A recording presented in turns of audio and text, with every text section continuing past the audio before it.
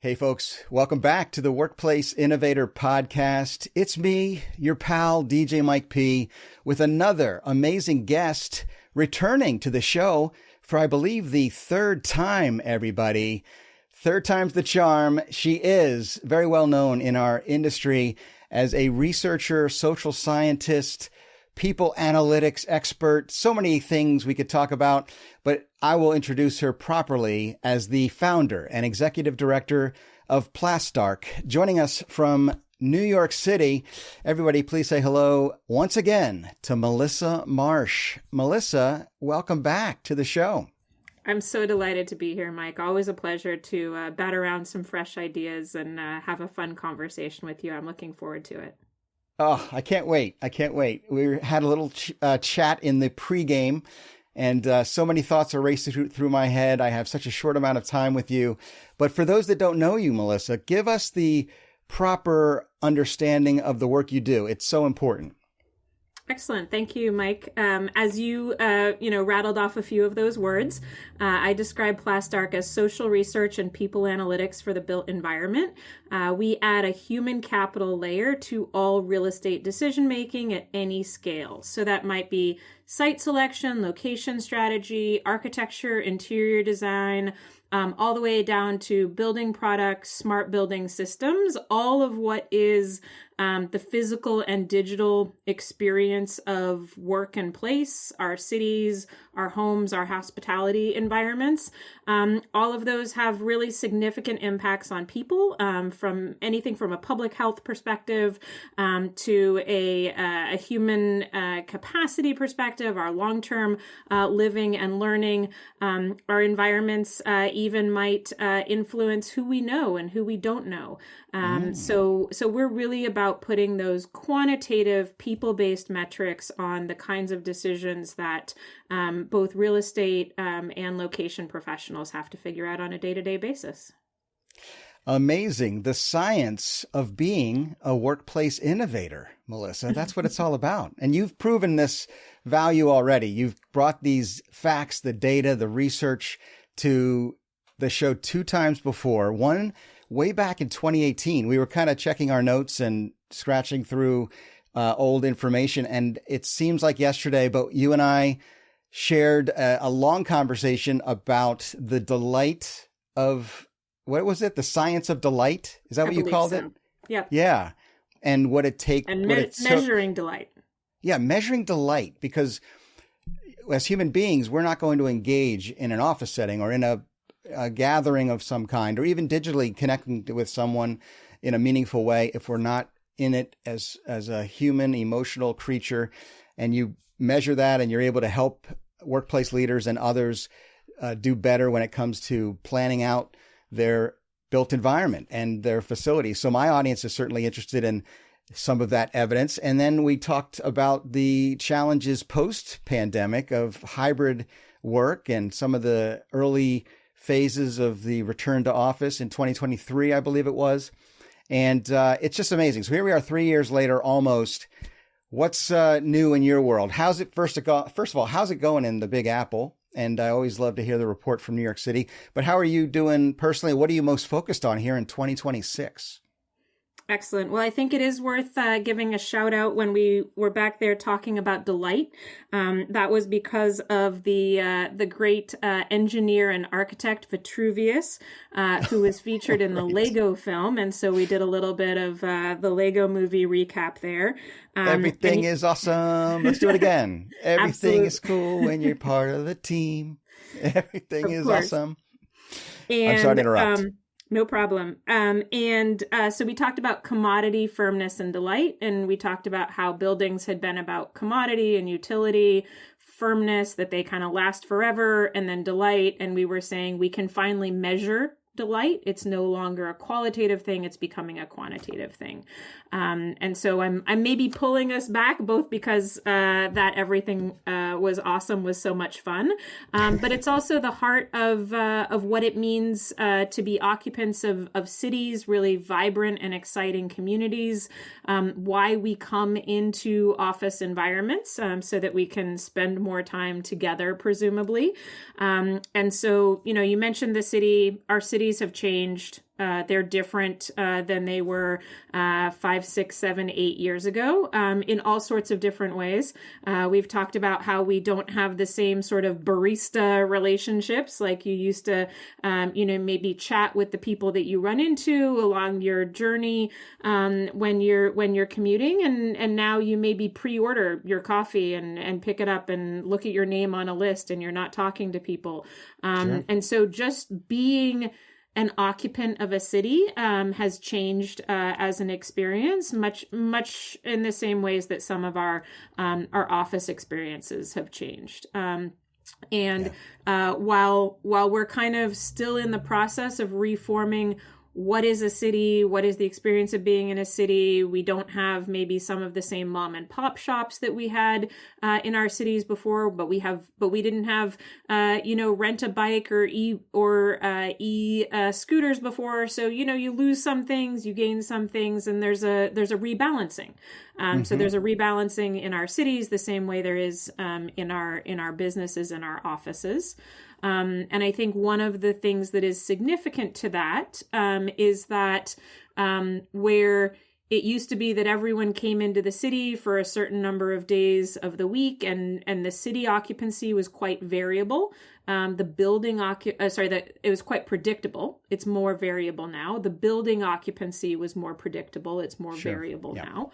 And we may be going into our workplaces, but we're maybe not working with the team that we used to work with. Maybe they're in 6 other places now. So while you mentioned having conversations in 2018, shortly before everything turned upside down, and then this is our second post-2020 conversation.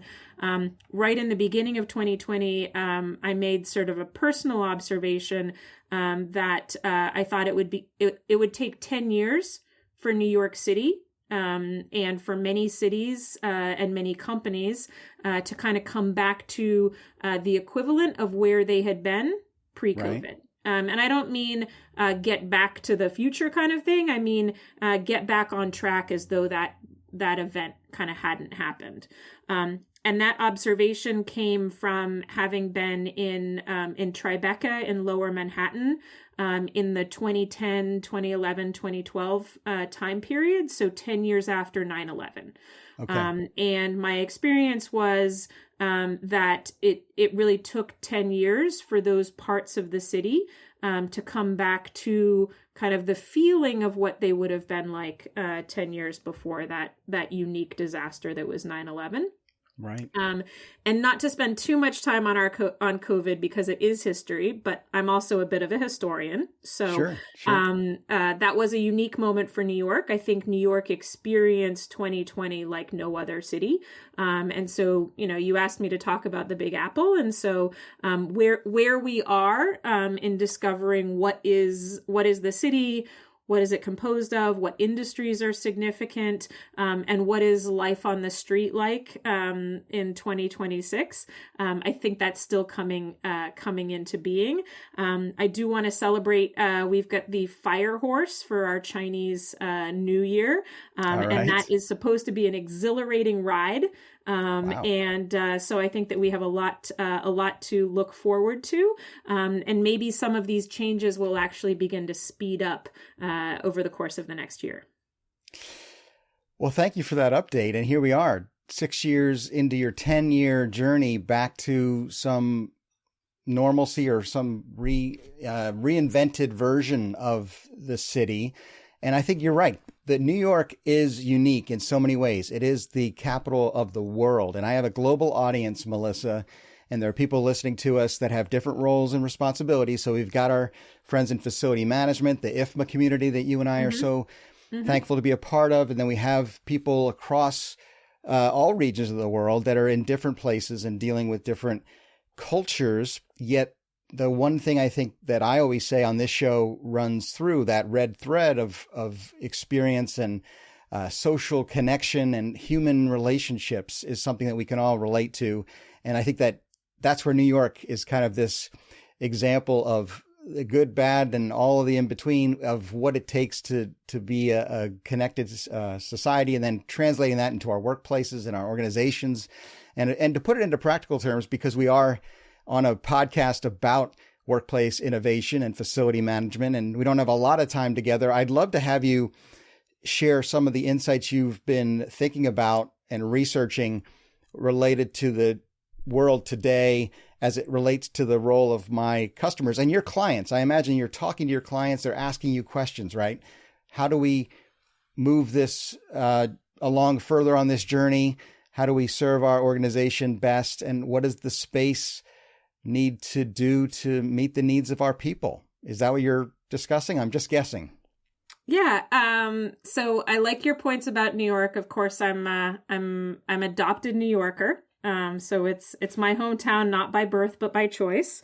Cool. And it's the city that never sleeps. And, it's the place where it's completely legitimate to say, what do you do? First and foremost, people are in New York because of work, because of business, because of being the center of commerce. It's a place that we don't have to pretend that we have hobbies or, children or any of that nonsense. We can just be all business, at least some of the time. But as a result, commerce and work, these are really important things, in the New York, life and profile. And where real estate is a sector in any, economy, it plays, I think, a different role in New York, right? You think Sure. of literally the canyons of Wall Street. New York City is about the built condition. And we're surrounded, I get a good look at some trees here and there, but we are a city of buildings. The concrete jungle. And so the future of buildings and the experience of people being in buildings is maybe we just say it's differently significant in urban environments, right? Mm-hmm. The building plays a different role in our day-to-day life. For less urban environments, there might be more outdoor space. There might be more residential environment space. There might be more time spent in a car, for example. But we really, we're particularly building bound in our urban environments, and so the condition and experience of those buildings is even more important. And it amplifies the lessons. I guess that was my point. That it's like on hyperdrive. The city that never sleeps, you're there for a reason. And it something that I love to do is visit New York City, but I could never live there. So right.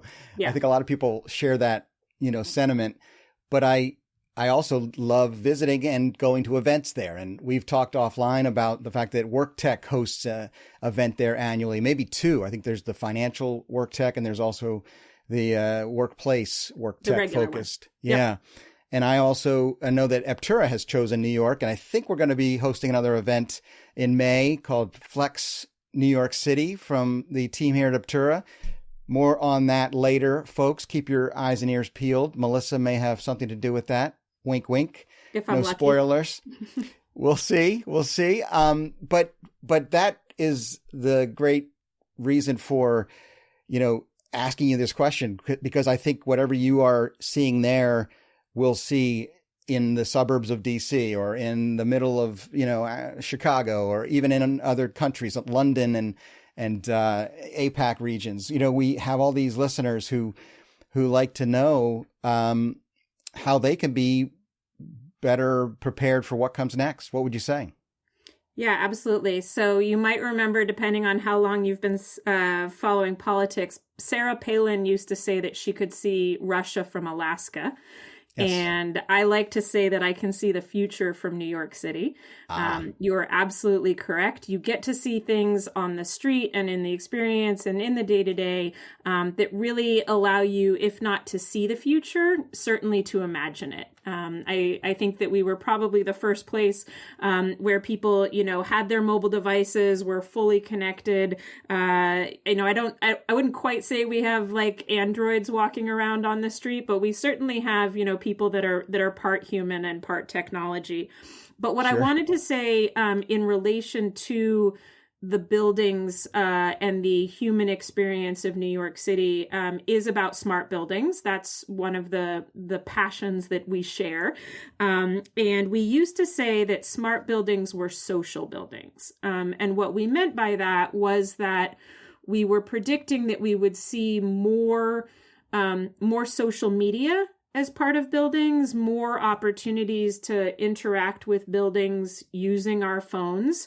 And I would say that one of the biggest things that has changed in the world of work and office settings in the last handful of years is space booking. Mm-hmm. And all of the ability to,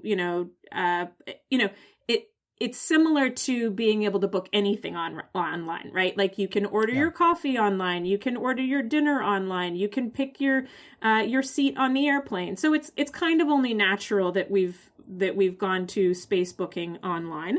But we also know that there's tons of data that comes out of the backside of that. So once you have space booking online, you know which spaces are being used and are not being used.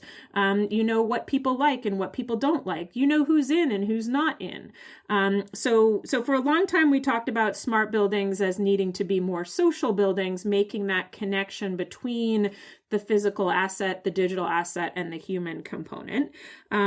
But as we think about why buildings have or haven't gotten smarter, and or why we do or don't see smart buildings as a larger component of all buildings, because certainly you can build, design, operate a building in a static or dumb way, or in a smart, sophisticated, digitally integrated kind of way. I think is a real challenge for who is the next generation of smart building operators. And smart building designers. So since the last time we talked, I've started teaching. I know you say I'm already nerdy enough, but I didn't say nerdy. If I did, it was in a complimentary way. Yes, professorial. But now I actually do teach more than MCRW. And one of the things I'm fascinated by is the proficiency of the next generation in CAD and CAFM and digital tools and coding and these kinds of things. Interesting. States like New Jersey had coding initiatives for elementary school students over the last couple of decades. I'm often impressed by the CAD skills of my students, and I say, when did you learn? How did you learn? And they say they literally don't know. Like, I took classes on CAD and CAFM systems in high school and graduate school, and they from their perspective, they've always known it. Like, it was in the water, like these kinds of things. So it's just part of their environment. Yeah, the reason why I mention this is because I think one of the greatest hesitations in the world of smart buildings and having a greater interrelationship between the physical assets and the digital assets is staffing and the people resources. So I think that the next generation of talent is going to help people unlock the power of data in our buildings in a completely different kind of way. So where we've seen kind of a trickle feed or a glacial, as they always say, that change in real estate is at that glacial pace. We've seen that glacial pace of change towards smart buildings. We both have a generation of buildings that have come online in the last 10 years that are categorically different than the historic buildings. And then we have a next generation, both of building user, building designer, and building operator that have a different skill set and a different set of expectations. And I think that's going to accelerate change for our buildings and those systems. Wow, this is really cool, Melissa, and I've not heard it discussed this way before. We've talked about many of the things you've just discussed, the availability of data, the next generation, the way we see things differently and learn differently.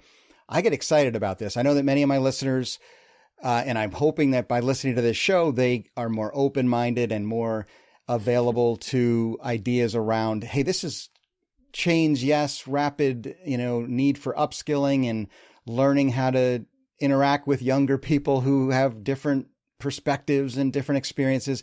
But to me, it's a big opportunity and an exciting chance to be a part of what comes next as the ones that have been experiencing the built environment and caring for the built environment for decades. And now we get to hand it off to the next generation, and the technology comes along to fill in some of those gaps you mentioned, the labor gap and the skills gap is going to be something we need to take seriously and bring to the table. I always say our human uniqueness, the emotional intelligence, and the way we interact with each other that the AI systems may not be able to replace right away. And normally I'd wrap things up, but I got to keep going. I'm going to make this a bonus size episode because I want to ask you about the role of AI in the future of the built environment and all these things we just discussed. I think it would be a natural extension of this conversation in that my listeners have been hearing me talk about AI and FM and workplace applications for a while now,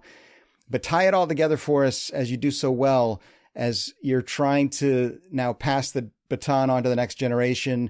They're more familiar with these tools and are maybe more comfortable, but we need to work together if we're going to maximize the future of the workplace. And you're seeing the future from your home base there in New York. So AI, I was at a conference recently and someone got up and said, "Who's sick of hearing about AI?" And right. No one raised their hand. So okay. we're not good to hear that. It's good to hear that. It's everywhere. So it could be, AI ad nauseum and maybe not. So I think there's two important things for us to be focused on as workplace and built world professionals in relation to AI. One, I would say we saw a lot of change in the workplace in 2020. So the opportunity to work hybrid, to work remotely, the investment in technology, it was that moment where, we couldn't unsee how well it worked for people to work from anywhere. And that changed the trajectory of our office and our, even our employment policies forever. So it's never not going to be a conversation topic. Where am I going to work? Where that didn't used to exist, you were going to work in the office and you were going to come in 5 days a week. So while we may have a nostalgic view of what that world was, back in 2018, 2019, when we had our first conversation, we weren't occupying buildings at that point in time at 80 or 90 or 100%. We were often 50 or 60 or 70%. We now in some instances are half of that. I made my way to Workplace and to people analytics, starting with smart buildings and high performance buildings. The most important thing for me is people performance. The second most important thing for me is building performance. And our buildings are constantly wasting energy if they're not dialed in to our people. And so, we're really, it's a sustainability disaster to be putting forever chemicals and forever furniture and forever wallboard into buildings that are occupied, 1 out of every 10 hours of their life. So the first slice of your provocation is about the intersection of sustainability and occupancy. 2020 changed the world, and we don't have office occupancy like we did before, and we won't have it again. We have not even started to reconcile the utilization impact of space of AI. So we've talked about people losing jobs to AI. We've talked about people gaining jobs from AI.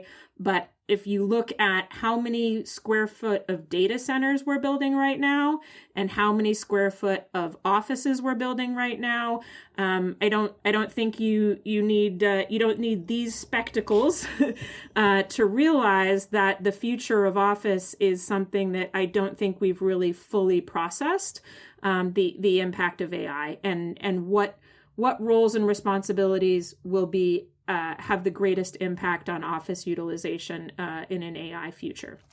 So that's one kind of category that needs to be reconciled. Sure. I think the maybe more exciting and optimistic one is that a lot of organizations are talking about AI in the workplace, and they're talking about voice transcription, they're talking about call centers, they're talking about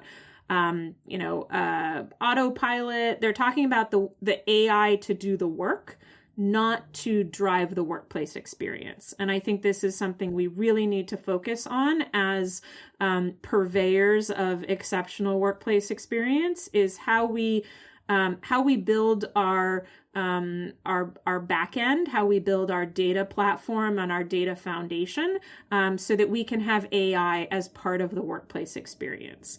I imagine in the not too distant future, I go into a building, I scan my QR code at the turnstile, the building welcomes me. It says, "Hey, Melissa, haven't seen you in a couple days. Your favorite flavor of couscous is being served on the 3rd floor. Your friend Mike is on the 2nd floor. Can I book you a meeting room? Because I know that you've got these 3 things on your schedule." Love it. That is what AI should be doing for the place experience. That will definitely be the payoff on the commute, right? We need to make it worthwhile to people. And it's harder and harder to find the people that you were meant to go to the office and connect with.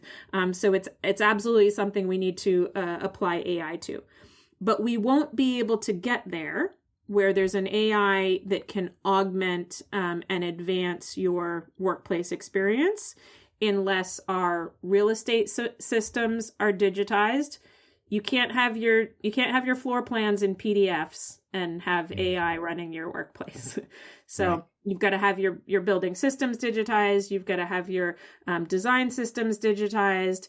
And you have to bring those into intersection with your human resources and your data and technology platforms. So even in the organizations that are thinking the most advanced from their real estate, they're often not integrating it with HR. So how is the building going to be able to tell me that Mike is on the 3rd floor if we don't bring our people systems and our building systems together? So that's right. First step is investing in the platform. Second step is digitizing. Third step is interoperability or connecting those pieces to one another. Wow. That's what it will take to make it awesome. To make everything awesome, like the Lego movie. That's so Absolutely. good, Melissa. And I love what you said. We want to be purveyors of excellent workplace experience. So I'm going to change the name of the show to the PEWE podcast, the Pee-wee podcast, and only you and I will know what that means. Now, it's all great. You've really inspired me. Before I let you go, final piece of advice for my audience, some action step they can take. You've covered so much great stuff here. I could talk to you for hours, and we will, I hope, get together again soon. But what would you say is a practical thing that anybody listening to us or watching us here on YouTube could do after listening to this conversation, getting excited about the potential, the possibility? What would you invite them to do? I'm going to do a little shout out to our friends at Logitech, Cool. Okay. and really say that all of these things we've been talking about, the Internet of Things, is upon us. We've talked about the digitization of the physical experience, the way our buildings connect with people, but our next generation of products, the things that we bring to the office, the things that we use in the office, these have an opportunity to help us with a more well-focused environment. We've got a web camera here. That web camera could be actually advising me on my posture and my ergonomics. It could say, Melissa, you need to sit up straight. The next generation of this device might be able to have a sensor on it so that when my fingers started sweating and it knew I was stressed, it would suggest, hey, Melissa, why don't you go out for a walk and take a break? We've got something about this size that goes on a wall and is a sensor for both occupancy and CO2 levels and air freshness. So the intersection between the Internet of Things, the objects that are around us that are getting smarter smarter and smarter, and our own building wellness is just going to be an incredible opportunity. It's going to allow us to really activate that relationship between the objects and the intelligence. And again, we only get the payoff if we're investing in the platform building to enable AI in the future. As I've always said, the problem with artificial intelligence for architecture, design, and workplace is you need intelligence first. And by that, we mean you need to make the investment in the digital systems and know what good looks like, so that you can have technology help you get there along the way. Amazing. Melissa Marsh, if people listening are not inspired to start their digital journey or accelerate into high speed on the path they're on right now, I don't know what else we can do. That was so great and really informative and educational, and you lived up to your professorial look. DJ Mike P, thanks you so much for bringing it to the podcast once again. So Melissa, seriously, thank you for doing this, and thank you for being on the Workplace Innovator podcast. You're so welcome. Thanks for your time, Mike. And thank you all for watching and listening. I hope you found something of value in this discussion. I'm sure you did. So please share this episode with a colleague or a friend, anyone who might want to join us as we continue on our journey to encourage and inspire you to be a workplace innovator. Peace out, everybody.